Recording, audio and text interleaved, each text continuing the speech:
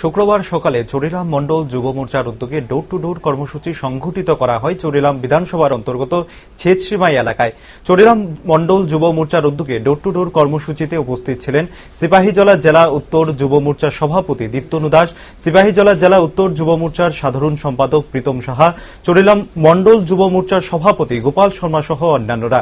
কর্মসূচির উদ্দেশ্য সম্পর্কে সংবাদ মাধ্যমের মুখোমুখি হয়ে দীপ্তনু দাস জানান, এই করোনাকালীন পরিস্থিতিতে রাজ্য সরকার মুখ্যমন্ত্রী কোভিড রিলিফ প্যাকেজ সহ নগদ অর্থ জনগণের হাতে তুলে দিয়েছেন। পাশাপাশি আরো বহু প্রকল্প বেনিফিশিয়ারিদের মাধ্যমে জনগণের দুয়ারে পৌঁছে দেওয়া হচ্ছে।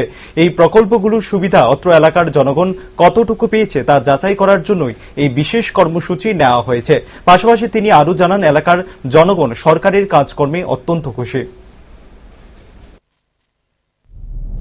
চরিলাম যুব মোর্চার উদ্যোগে ছেদসীমাই পঞ্চায়েতের অন্তর্গত এই বুথগুলিতে যে ডোর টু ডোর, সেটার মূল উদ্দেশ্য হচ্ছে কোভিড পরিস্থিতিতে আমাদের সরকার সাধারণ মানুষের স্বার্থে যে প্যাকেজ ঘোষণা করেছে, যে বিনামূল্যে যে রেশন সামগ্রী প্রত্যেকের অ্যাকাউন্টে 1000 টাকা করে, এবং প্রতিনিয়ত আমাদের যুব মোর্চার কার্যকর্তারা মানুষের পাশে থেকে যেভাবে সামাজিক কাজকর্ম করে যাচ্ছে, তার জন্য আমরা মানুষের বাড়ি বাড়ি যাচ্ছি, তাদের সাথে কথা বলছি।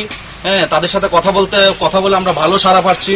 সবাই বলছে যে বর্তমান সরকার যেরকম ভাবে সাধারণ মানুষের কথা চিন্তা করে মানুষের জন্য প্রতিনিয়ত কাজ করে যাচ্ছে, তারা অত্যন্ত খুশি এবং আগামী দিনেও তারা এই সরকারকে দুহাত ভরে আশীর্বাদ করবে, যাতে 2023 বিধানসভা নির্বাচনে আরো বিপুল আসন নিয়ে, বিপুল সংখ্যাগরিষ্ঠতা নিয়ে এই রাজ্যে বিপ্লব দেবের সরকার পুনরায় প্রতিষ্ঠিত হয়।